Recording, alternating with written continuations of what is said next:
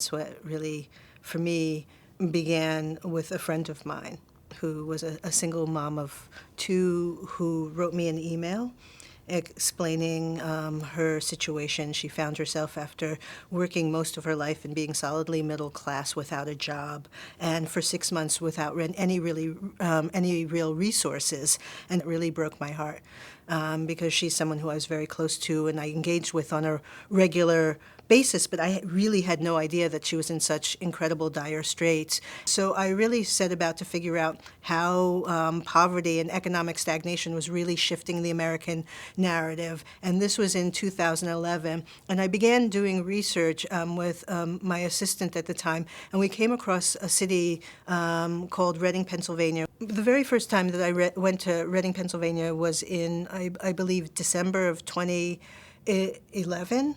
And in that moment, at least in Reading and many places like that, a lot of factories were shutting down, and steel workers and textile workers were finding themselves locked out, which is very different than previous generations where, if you had labor issues, you were able to strike and sit down at the bargaining table and use collective bargaining to really affect change. But what was happening in Reading and a lot of places is that factories were preempting strikes and locking workers out. And so that's very much the environment that I entered Reading in. We first reached out to the mayor's office. We reached out to United Way. We reached out to some homeless shelters. We reached out to some businesses and really had this multi-pronged approach. And our expectation is that people were not going to speak to us. Our expectation is that people were going to be like, why are these interlopers coming? But what we found was quite the opposite. We found that people were really eager to engage because they felt very invisible. They felt like they were suffering in isolation.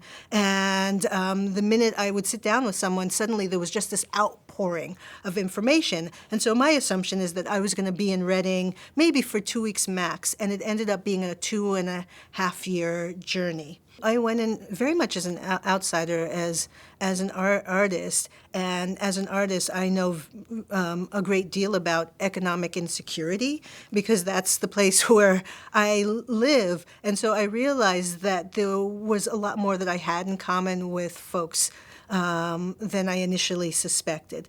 I thought, these folks are not going to be much like me. We're not going to find ways to dialogue. But I realized there were so many commonalities in our experience. And once we were able to sort of lean into each other and have that dialogue, I think that the experience became deeper and more profound.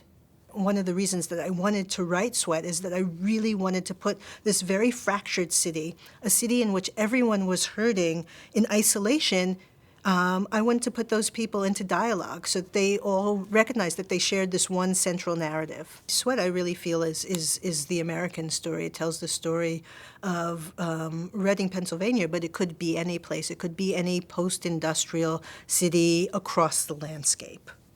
My real hope is that after the audience sees the play, that they want to sit down and talk to someone who they've never had a conversation with before. I hope that they will ask really tough conversations, not just of themselves, but of the legislators and the people who are in power. I also hope that they will understand the power of art and be more willing to engage with storytelling